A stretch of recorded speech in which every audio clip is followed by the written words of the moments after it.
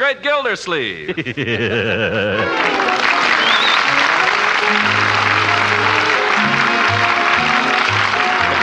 Company, makers of Parquet margarine and a complete line of famous quality food products, presents Harold Perry as the Great Gildersleeve. Kraft brings you the Great Gildersleeve every week at this time, written by John Whedon and Sam Moore. We'll hear from the Great Gildersleeve in just a moment. For between meal lunching, for quick company treats, for all sorts of delightful menu surprises, serve Pabstet, the delicious golden cheese food that's so good in 100 appetizing ways. Pabstet spreads easily, so you can whip up a marvelous tray of sandwiches in less time than it takes to sit out a hand of bridge. Pabstet slices neatly when chilled, and that's a grand way to serve it with fruit salad or apple pie. And for main dish treats, Pabstet blends ever so smoothly into tempting Welsh rabbits, light fluffy omelets, and cheese-flavored macaroni, egg, and chicken dishes. They're all so wonderfully satisfying when you add Pabstet's mellow cheddar cheese flavor. Remember, Pabstet is a fine energy food, wholesome and nourishing. So look for Pabstet in the familiar round, flat package, and always buy Pabstet when you can. Tomorrow, treat the whole family to Pabstet.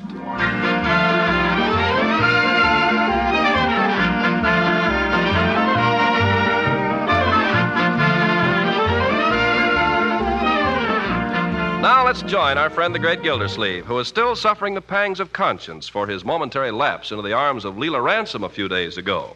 He's also suffering because Eve Goodwin hasn't spoken to him since he confessed his slip. We find him now at home trying to gather courage to telephone her. Let's see. I could just pretend there's nothing wrong at all. Pretend the whole thing was a bad dream. Well, Eve, I can say. How have you been? Where have you been keeping yourself? No good. Maybe I could ask her some kind of a question about my campaign.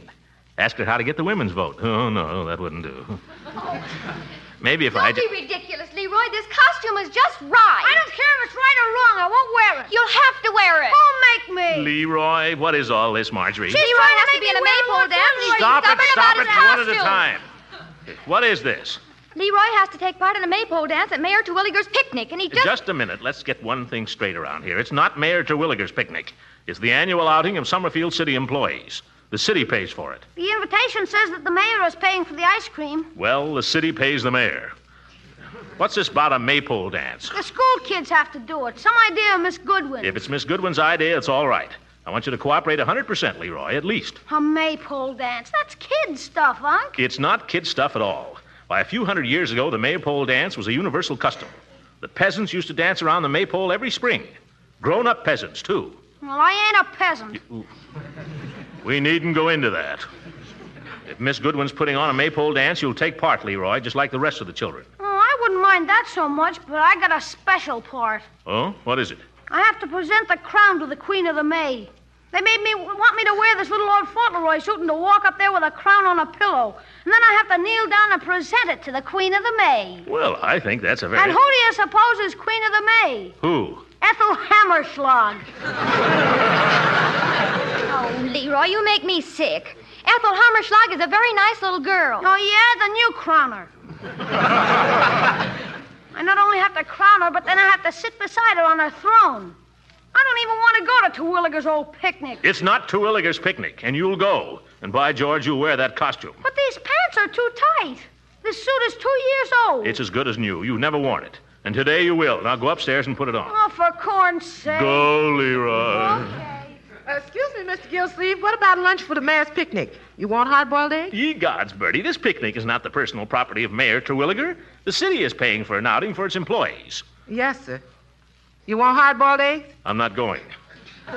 Give the children whatever you have. Oh, Uncle Mort, I think you ought to go. And watch Terwilliger swelling around as if he owned the park? No, thank you. I fixed some fried chicken. Mm-hmm. And some nice cucumber sandwiches. Little mayonnaise on them, Bertie? Just a touch. Then I could put in some of them little baby tomatoes. Delicious. I thought I might just whip up a quick devil's food cake, Mr. Gilsleeve, but if you ain't going to the picnic, maybe I shouldn't bother. Well, the children will enjoy it. Besides, it never does any harm to have a cake around the house, Bertie. No, sir. Well, I better get with it. Well, I should think you'd want to go to the picnic, Uncle Mort. I should think you'd want to see Leroy as King of the May. I'd rather imagine it. I thought you'd be taking Miss Goodwin to the picnic. By George, maybe I should, eh? I might call her up and ask her. Why not? I think I will. What's the matter? Marjorie, I wonder if you'd mind going out on the porch or something just for a minute. All right, Unky. I'll leave you alone. Yeah, great. Now. Excuse me, Mr. Gilsleeve, but have you... Birdie, I'm trying to telephone if you don't mind. Oh, pardon me. Must be something private. Like trying to phone from a cigar store. What if she says no? But if I don't call her, how can she say yes? I don't know how I get into these things. All right, Unc, I'll leave it to you. Is this a costume? Oh, for heaven's sake, I'm trying to telephone, Leroy. Go ahead. Leave the room, Leroy. Hey, there goes Mrs. Ransom. Are you going to take her to the picnic? Certainly not. Well, she seems to be heading this way. Oh, my goodness. Unc, what's the matter? Nothing. Is she coming here, Leroy? How do I know? Hey, what are you doing behind the sofa? Where is she? Coming up the front walk? Tell her I'm out, Leroy. But you're right here. You wouldn't want me to tell a lie, would you, Unc? You won't be telling any lie, my boy. Tell her I'm out. You don't know when I'll be back. What a character.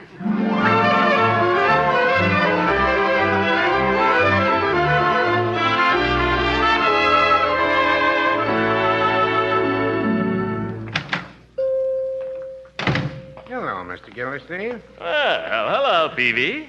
Be right with you. I'm just measuring out some mothballs here. Right ahead with whatever you're doing. I just dropped in. Oh, just paying a little visit, eh? That's nice. No, I'm avoiding a little visit. What's that you say? Little difficulty at home, Peavy. I came down here to avoid it. Oh, well, I know how it is. There are times when Mrs. Peavy and I have our little fallings out. She says it is, and I say it isn't. She says it is, and I say it isn't. And she says it is. And you say it isn't. That's right. It goes on like that, and by she gets impatient. And she says to me, Richard, you're a stubborn old fool. But I fix her. Oh, how? I just say to her, well, now, I wouldn't say that. And then I go take a walk. Peavy, you're right. You're a stubborn old fool. Well, now, you're joshing, Mr. Gildersleeve. But you know, it works. It's the only way to handle them. When the wife and I have one of our little tussles, I know just as sure as I walk out that door, if I just hold out long enough, she'll give in. Well, that's a good system. There's only one trouble. What's that? I never can seem to hold out long enough. Well, you're no different from the rest of us. Well, Oh, excuse me, Mr. Gildersleeve. Yeah? If you don't mind my asking, who was the party you came down here to avoid? I'm not mentioning the lady's name, Peavy. I'm withholding that information as a gentleman should. Well, I only ask because I'm afraid I see her coming in the shop now. Miss Goodwin. Miss Goodwin? I'm not avoiding her. Or am I? Well, anyway, I guess I'm trapped. Oh, hello, Eve. Good morning, Throckmorton. Long time no see. Good morning, Mr. Peavy. Morning, Miss Goodwin. Nice day. Yes, it is. I'd like It was a little foggy this morning, though, but about 9:30 the sun broke through, so it turned out nice after all. I'd like a bottle of cologne, Mr. Peavy, if you have it. Cologne? Well, now, there. I'm afraid I'm going to have to disappoint you, Miss Goodwin. Cologne is very hard to get these days. Cologne is very hard to get, yeah. I put in an order back about Christmas time, but all they were able to send me was grocer razor blades, which I, of course, was glad to get, but it wasn't quite... Like that all over. I heard of a fellow in the hardware business who excuse me. Have you anything else, Mr. Peavy? Any toilet water? Oh, yes, I have. Just get my glasses on here. Yeah, I have two here. Now, this one is called Parle-moi d'amour, same as the perfume. It has a very nice smell. Oh, that's very nice. I know that one. I used to buy that for... Oh, it's very nice. I think perhaps I'd prefer the other one. What's that? Yes, you'd probably prefer the other one, Peavy. Let's have a look at that. Well, let's see. This one is called Moment of Passion. May I smell it? Yeah, let her smell it, Peavy. Certainly. I can get the stopper out. They stick a little sometimes. Here, I'm strong. Let me do it, Peavy. I got it. There you are, Miss Goodwin. Oh, that is nice. Care to smell it, Mr. Gildersleeve? Oh, no. Whatever's all right with Eve is all right with me. A lot of the ladies seem to like this one. I think I'll take it. How much is that? That'll be, let's see, it's written on the bottom here. $1.75 and 20% tax, $2.10. It's all paid for, Eve. Here you are, Peavy. Oh, no, please, I don't want you to. Here, Mr. Peavy. It's all paid for. But I couldn't think of It's having no it... use, Eve. Keep your money. Throckmorton, if you don't mind. Well, okay. Gosh. 210 and 5 is 215, 225, 250, and 50 is $3. Thank you. Here's your parcel. Thank you. Goodbye, Mr. Peavy. Goodbye. Oh, Eve, just a minute. Yes? I mean, speaking of the weather, Eve, are you going to the picnic today, Eve? I expect to, yes. Some of the children from the school are giving a little performance. Yeah, I know. Leroy, he can hardly wait. Are you going with anybody in particular? I'm going with a group of the teachers. Oh. Well, perhaps I'll see you around. Perhaps. Goodbye, Mr. Peavy. Goodbye. Goodbye, Eve. See you around. Little trouble there, Mr. Gildersleeve? What do you think? Well, so it goes. Are you going to the mayor's picnic? I don't know. Whole thing is just a political scheme to get votes anyway. If she won't go with me. Well, a lot of things can happen at a picnic. I went to a picnic once. That's when I was a young fellow. I was working for a wholesale drug firm at the time. Dunninger and Holtz it was. Well, sir, I went to this picnic, and who do you suppose I met there? Your future wife. Somebody told you. You did. Oh, did I? Well, it's a fact. That's the way I met her. Now, who knows? If you go to this picnic today... I've already met my future wife, Peavy. Only she won't speak to me. For all I know, she won't be my wife either. Well, no, I wouldn't say that. Oh, no? You just saw her, didn't you? Saw the way she treated me. Yes, I did. As if I were a skunk. Well, she wasn't very neighborly. But what I always say is actions speak louder than words. Oh? What do you mean? Let me ask you something, Mr. Gildersleeve. Has she given you back your ring? Why, no, she hasn't. Mm-hmm. What are you worrying about then? She'll come around. Peavy, by George. Maybe I will go to that picnic. I would if I were you. After all, what's a picnic without a skunk? The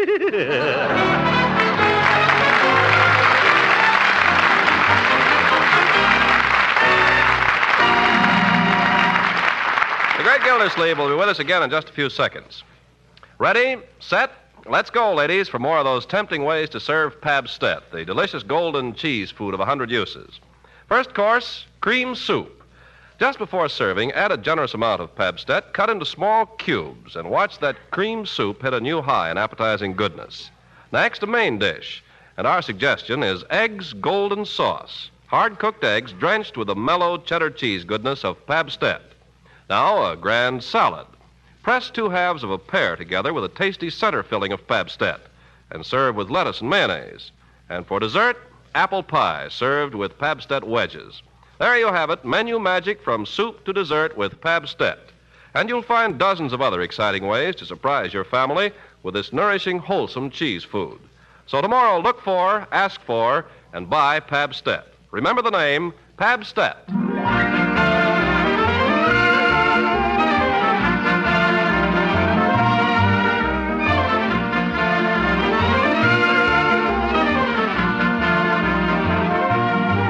Now back to Summerfield and the great Gildersleeve. The city employees' picnic is well underway with games for the children, tests of strength and skill for the gentlemen, and special events for the ladies, all to the strains of the Sanitation Department Band.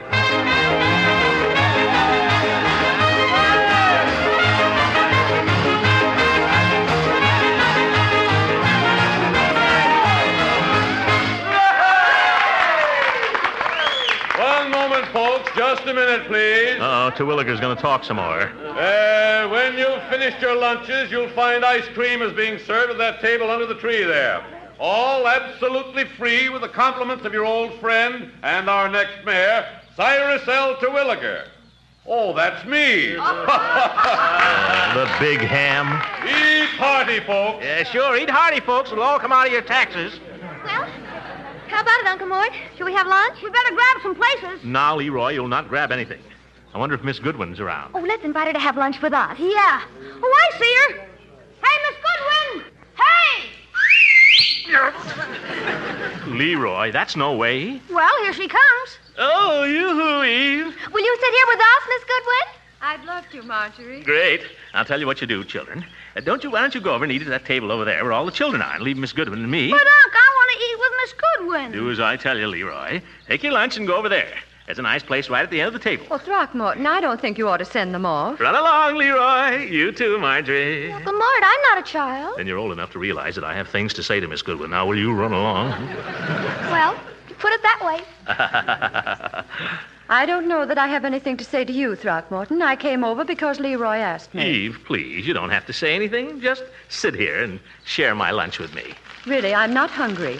Or I'd have brought my own lunch. Oh, come on, Eve. I've got plenty. I've got loads here. You see, fried chicken. Here are 2 drumsticks. One for you and one for me.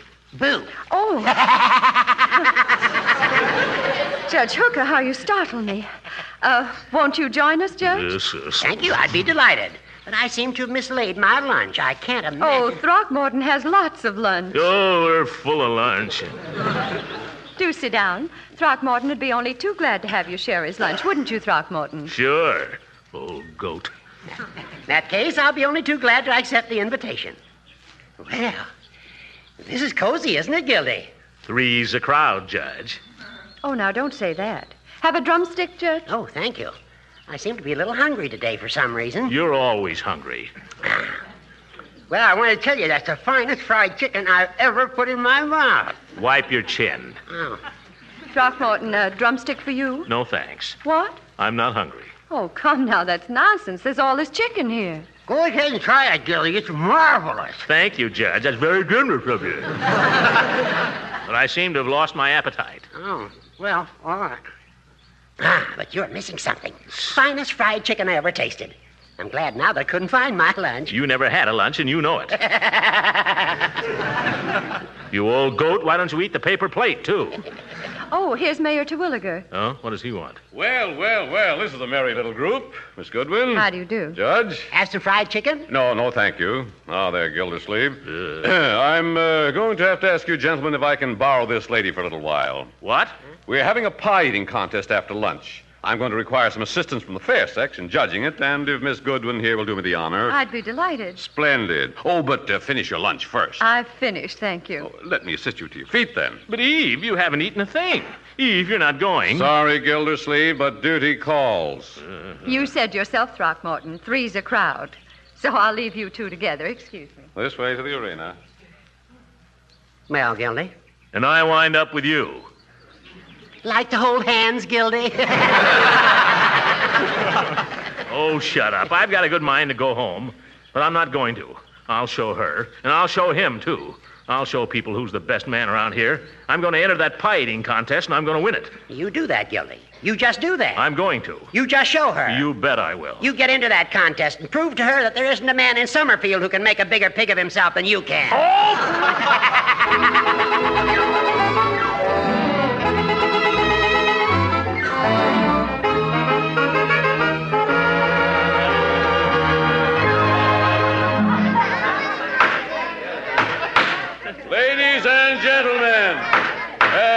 Ladies and gentlemen, could I have your attention for a moment, please? Yeah, what'd I tell you, Judge? He's going to make another speech. Just keep your shirt on, Gildy. All you can do is be a good sport. Ladies and gentlemen, friends of Summerfield, I only hope you've all had as pleasant a time so far as I've had myself. Thank you. I know some of you have had a good time. There's a certain politician, for instance, who enjoyed winning the pie-eating contest. Why, you... I won't mention his name because he's my political opponent. But I can tell you he's a little on the stout side. I wouldn't say he's exactly fat, but I understand one time he had the mumps for 2 weeks before he found it out. Be a good sport, Gildy. Laugh. Now, we're not going to have any speeches today, folks. This is just a social occasion. At the same time, if I may take a moment, I would like to call your attention to 1 or 2 facts about the political situation at this time.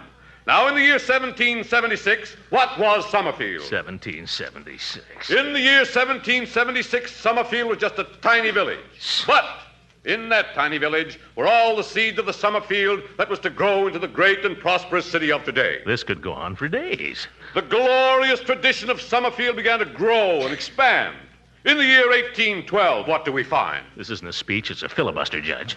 The year 1812 saw the establishment of Summerfield's first manufacturing concern. That concern, my friends, was the Summerfield Iron Works, whose sleds and washboards have since made the name of our city famous throughout the country. Is he going to tell about every business in town?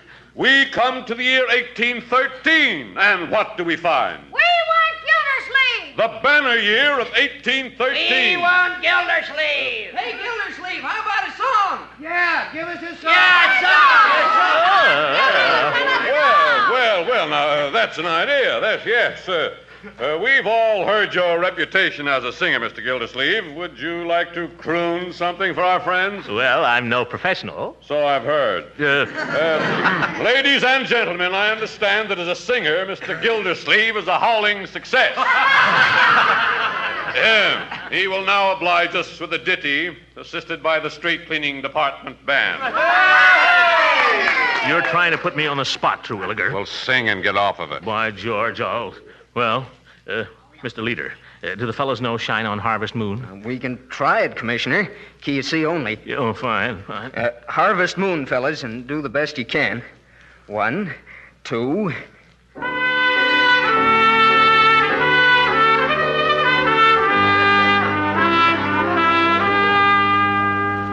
Shine on, harvest moon, up in the sky. I ain't had no lovin' since January, February, June, or July. It's no time, ain't no time to stay outdoors and spoon. So shine on, harvest moon, for me and my gal. Thank you very much. Thank you, Mr. Gildersleeve. Now, ladies and gentlemen, if I may resume. We want another song. If I may resume my... song, Commissioner. Yeah, give us another song. Well, I'll do my best, folks. Go ahead and play something, Mr. Leader. If I know it, I'll join in. How about without a song? Oh, yeah, that's very good. Great.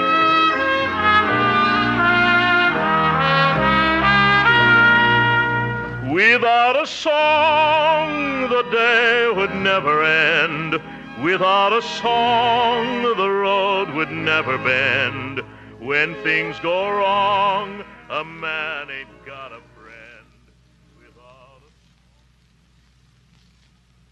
a passion girl with heart so true, one who loves nobody else but you. I want a girl just like the girl that married dear old Dad. Thank you. All right, Gildersleeve, now get off. Don't you wish I would? If I may continue from the point at which I was interrupted, friends. We want another song! Yeah, give us another song. Really, friends, Mr. Gildersleeve has sung 8 songs already. I'm afraid his voice is tired. Are you kidding? I'm as fresh as a daisy, folks. How about a song just for the ladies? Yeah, all right, ladies, your wish is my very command. Mr. Leader. Oh, sure, we know that one. Number 18, boys. Oh.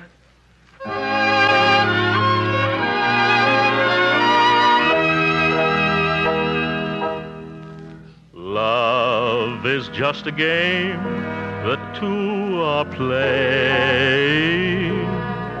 Love is nothing but a game of chance.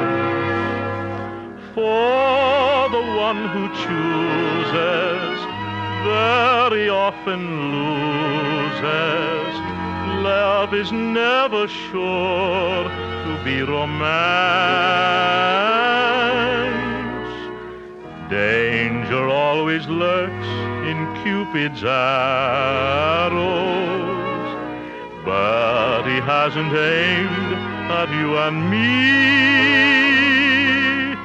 If you are thinking of some other boy to love, you may always know that you are free.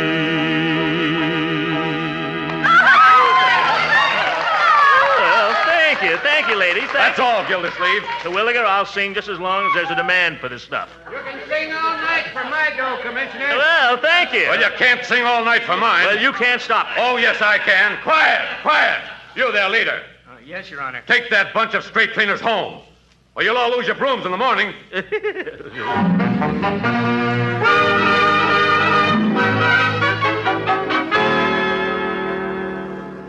Oh, Uncle Mort, you were wonderful.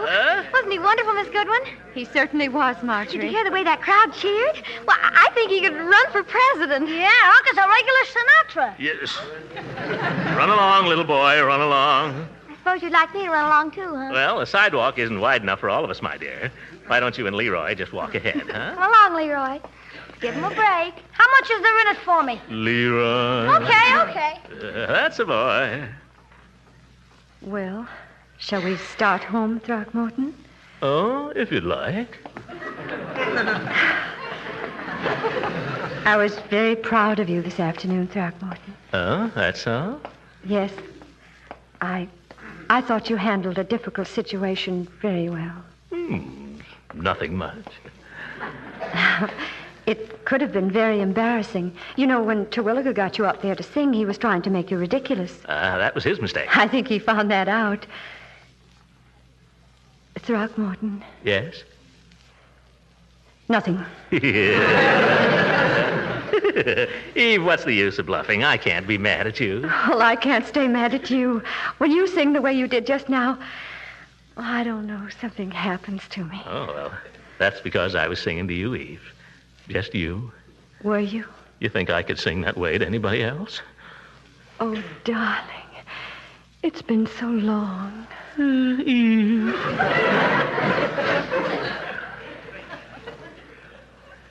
Hey, Unc, for Pete's sake, come on! Unc, hey! Oh, let's go, Marge. They'll be there all night. Yeah.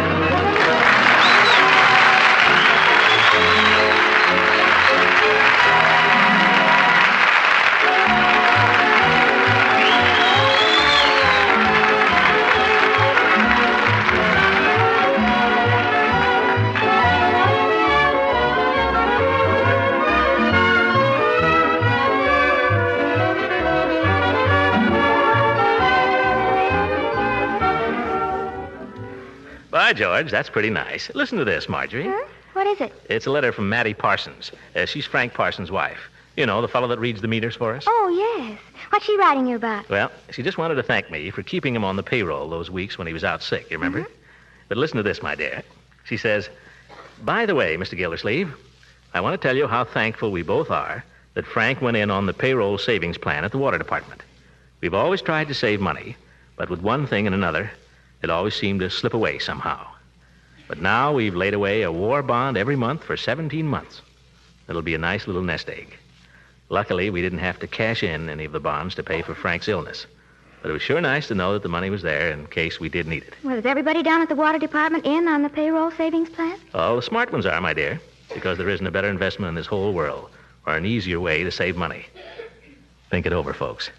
Good night.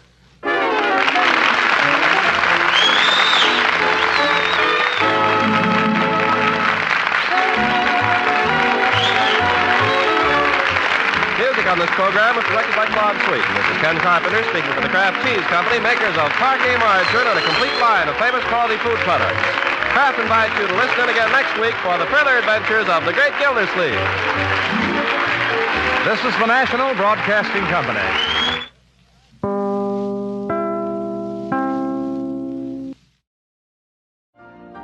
You've been listening to the OTR Gold Network. Find more classic radio at otrgold.com.